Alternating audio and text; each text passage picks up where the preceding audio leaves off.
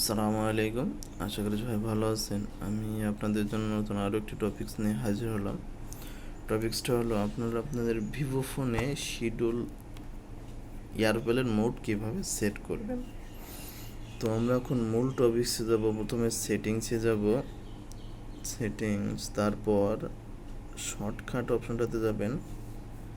এখন এখান থেকে দেখেন টাস্ক টাইমার নামে একটা অপশন আছে, এখানে যাবেন।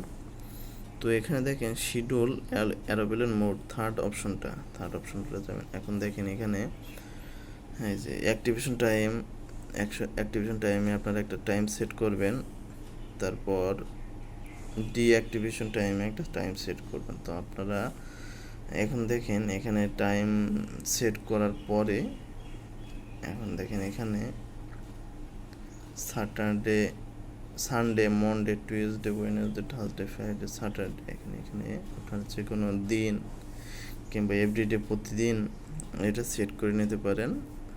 আপনাদের এটা সেট করলে এত টাইমে আপনার এয়ারপ্লেন মোডটা অন হবে, কিন্তু আবার এই যে আপনি ডিঅ্যাক্টিভেশন টাইমে দিলে ওটা আবার ওই টাইমে অন অন হয়ে যাবে।